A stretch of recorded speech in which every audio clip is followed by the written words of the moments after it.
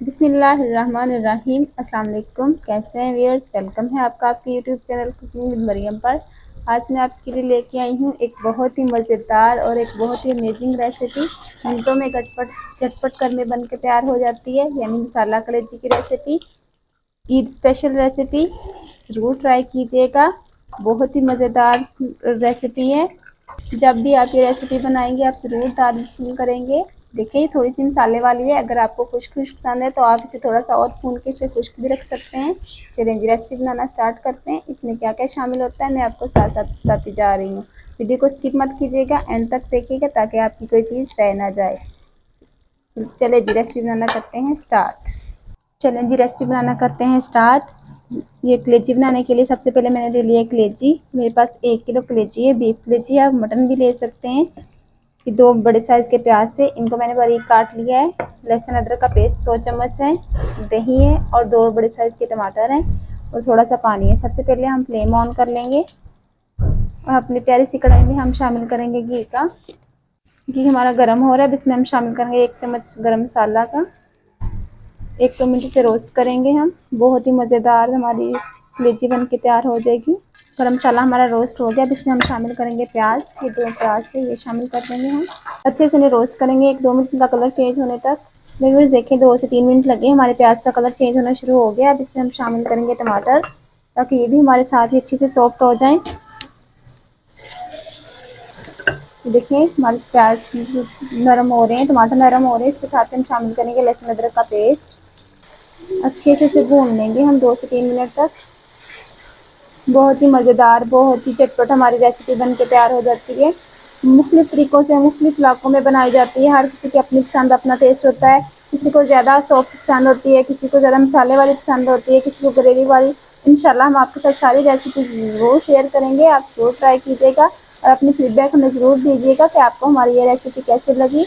देखिए मसाले ने हमारे ऑयल छोड़ना शुरू कर दिया। अब हम इसमें कुछ मसाला जात शामिल करेंगे और खुश्क मसाले डालते हुए हम आंच को फुल लो कर लेते हैं, ताकि हमारे मसाले फ़ौरन से जल ना जाएं। 2 चम्मच इसमें कुटी हुई लाल मिर्च शामिल करेंगे हम।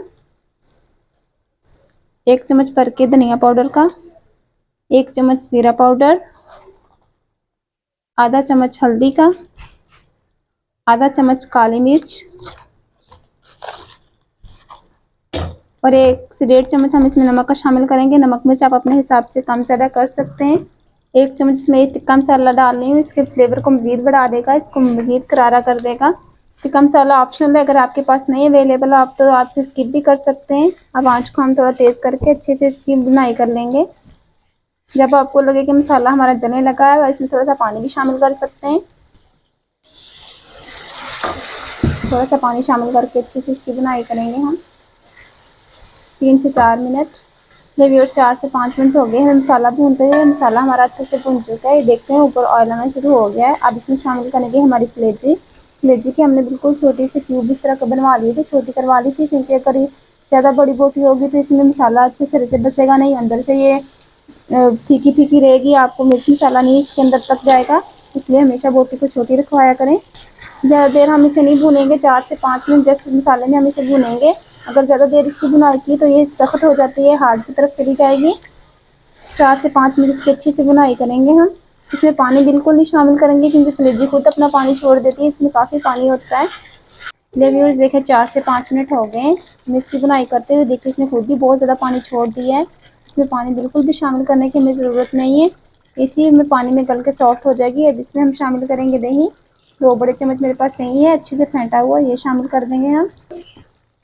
दही शामिल करके अच्छे से इसे भून लेंगे 1-2 मिनट।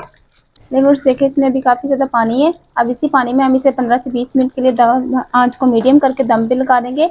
इसी पानी में हमारी कलेजी बहुत अच्छे से सॉफ्ट हो जाएगी। हमने ढक्कन लगा दिया और आँच को कर दिया है हमने मीडियम टू लो, और मिलते हैं आपसे 20 मिनट के बाद।